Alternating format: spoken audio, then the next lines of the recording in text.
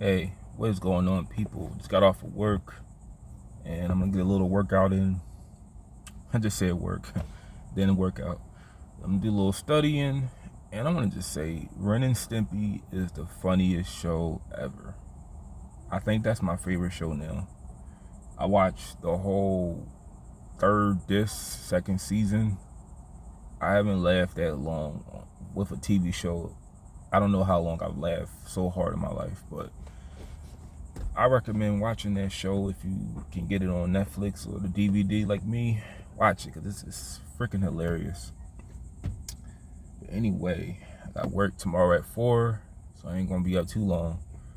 But I wanted to make a little video because this story caught my attention. Philadelphia police officer that I don't know shot another person that I don't know. I didn't look into the story, but all I saw in the headlines, I think it was CNN, it was like Philly officer charged with murder. And that's really rare because you don't always hear about cops getting charged with murder. As long as it's not during the election season, like the year the election happens, that's the only time they highlight police killings. But other than that, well, cop killing civilians. But other than that, police officers are never charged with murder. And a city like Philadelphia, I believe is, I looked at the demographics. One said it was 42% black, 39% black, then it was 38. I've been there in a little over a year. Next year is gonna make it 2. But in my analysis, it's a pretty black city. It's like the only parts that are not so black is the Northeast, Port Richmond, like Fishtown, Port Richmond, and some parts in South Philly, and that's it. That's pretty much how it is. But I heard this cop was charged with murder, and you don't always hear cops getting charged with the death of the people they shoot. Makes me want to make this video why I believe black people join the police force. I remember I watched this video. I was like really into learning about street politics. Not so much anymore. I think it's all just a waste of time. But I was just watching like interviews by rappers, ex-criminals, talking about their little stories on, doing time in jail, being in the streets, trying to understand it a little better. And I still hold my same stance on it. I think you will make more money working 2 jobs like I did than you would selling weed or selling whatever, because the drug game it hurts a lot of people, and it's not even that worth it. It's not worth having a felony on your record. More people should promote that than talk about selling drugs to your own neighborhood. But I was watching this video. This guy, it was a rapper. I'm not gonna say his name, but I'll just say he's a rapper from Philly. And I remember he was in his U-Haul truck on the run from a murder, and he said, "What's up, everybody? I'm on the run right now for a murder. See, when they hate you, they frame you." He said, I don't want to go to jail because I'm afraid what they're going to do to me, what the police going to do to me, and the judges in the courts. And I was telling myself, you shoot a number of people that your right-hand man says he's seen you do it.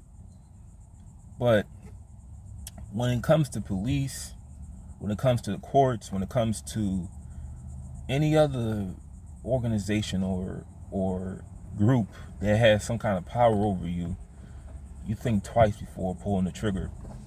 And it was just sad to watch it, because I was telling myself, it's a lot of people like him. But from watching that video, I can understand why black people join the police department. Because when you think about it, they really don't get touched. They don't get touched. Like your regular 9-to-5 working class man like myself would get touched, get robbed, get pressed. Like at the job, I haven't seen this dude anymore. It was this clown I work with. I haven't seen him in a while. Maybe, I don't know if he quit, he got fired, I don't know. But he tried to press me one day in the cell we working in. He was like, "What's wrong with you?" I was like, "Ain't nothing wrong with me." And I said it in a way where he just backed off of me. But I was telling myself, I've never seen him press somebody from Cuba or Puerto Rico. Some people, like in Florida, they have a lot of immigrants here, some legally, some illegally. And I've never seen him ask them, like the ones that work there, "Hey, why you coming to America? What's wrong with Puerto Rico? What's wrong with Cuba?" But you asked me why I left. Like, he didn't ask me why I left Philly, but he was asking me a whole bunch of questions about my living situation. And I was like, I was telling myself, have you ever asked someone that comes here, you know, legally or illegally, and they get support from the government off of your tax dollars, do you ever ask them that question? Because they take money out of your check, that it goes to them and their kids if they have children. But I was telling myself, have you ever like pressed one of them like you pressed me? It just goes back to like with police. Black people, for the most part, they leave police, they leave anybody associated with law enforcement alone. Because, you know, I can't really explain the fear in police because I don't have it myself. This is kind of I'm not trying to jinx myself, but when I got pulled over like 2 months ago, I was a little nervous, but I was not scared where I'm like, I'm gonna look in the camera when I feel. I was not scared because everything I've been through, it's like, what more can you do to me where I just break down, start tap dancing. I can't do that anymore because it's just like I've just seen so much. But I was not like nervous. I was really calm, you know. I mean, that's just who I am now. But I can't really explain why they're afraid of police because like I don't have that fear. I don't even have that like bias like that anymore because I've caught a lot of breaks, to be honest. But I don't have that fear in police. Now I watch out for them, don't get me wrong, but I'm not fearing you because you have a gun and a badge. You're protected behind that. I'm just not. That's just not me.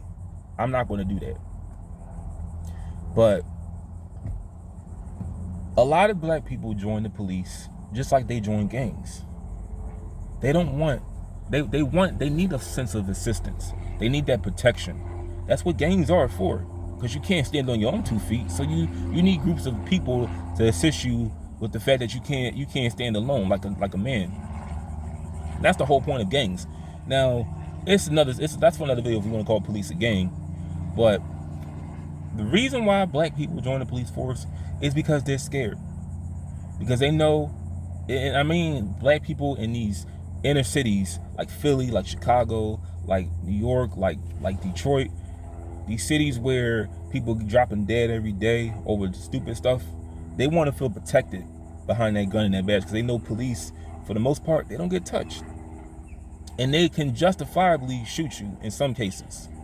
If they're in the right, they can protect themselves. But just like when you join a gang, you're scared because you know gang members are feared by the community and they don't get touched. Just like when people join like your Black Lives Matter. Black Lives Matter, for the most part, they don't get touched. That's why people, you know, they join these organizations like the Nation of Islam, the Hebrew Israelites, Black Lives Matter. Like that lady that stole all that money from Black Lives Matter, we found out it was a scam. I knew it was a scam before they started it. But all that money that she stole, has anybody ever gone to her house and threatened her, release her address of where the houses are? Has anyone ever tried to get that money back? No. Because she understands when you are like an ambassador for black people, you're pretty much protected. You don't get touched. Just like police. you're not going to have anybody run up on you for something stupid. And if they do, you have that gun and that badge as your protection. But I'm not like necessarily against police as of now. I'm just not like afraid, as in I'm just not going to be like that, like bowing down to anybody if I get pulled over or something. Like, God forbid that happens, but I'm saying I'm not gonna. I just can't do that anymore, because like I said, I've been through so much. What more can you really do to me?